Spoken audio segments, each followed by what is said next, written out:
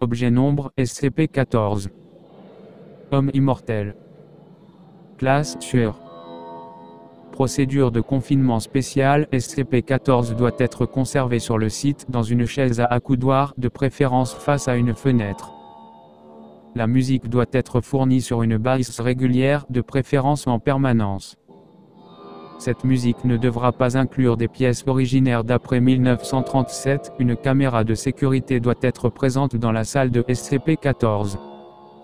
Description: SCP-14 est un homme d'origine caucasienne, semblant âgé d'environ 30 ans, avec des cheveux noirs, des yeux bruns et un visage un peu rond.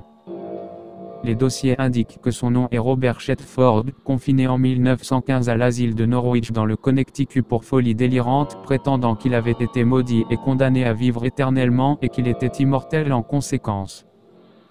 L'asile a été fermé en 1937 et les patients ont été transférés dans diverses autres installations. SCP-14 a attiré l'attention de la Fondation en 19 par des rumeurs d'un patient qui semblait être tout à fait immobile et ne montrait aucun signe de vieillissement. Une enquête plus approfondie a déterminé que l'acquisition était justifiée. SCP-14 est en apparence un homme normal, mais il ne semble pas touché par l'âge et ne montre aucun signe de possession d'un métabolisme.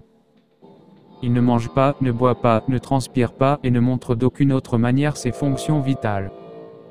Il ne respire que pour parler et ses yeux et son appareil vocal sont selon toutes les apparences tout à fait immobiles. Il n'a jamais montré aucun signe d'escarre, bien que sa position n'ait pas varié depuis plusieurs décennies et ses muscles ne semblent pas atrophiés. Il peut converser normalement mais montre peu de connaissances et d'intérêt pour les événements survenus depuis son incarcération. Addendum. Note: franchement, si j'interviewais cet homme sans connaître son histoire, je penserais qu'il est un individu parfaitement sain d'esprit et en bonne condition qui se trouve être tétraplégique. Comme il est, je dois conclure qu'il est la preuve ultime de l'idée que l'esprit domine le corps. Il pense qu'il est immortel et qu'il vivra éternellement et donc il est aussi proche de la vérité qu'il peut ne pas l'être. D'une certaine manière. Dr. Dossier terminé.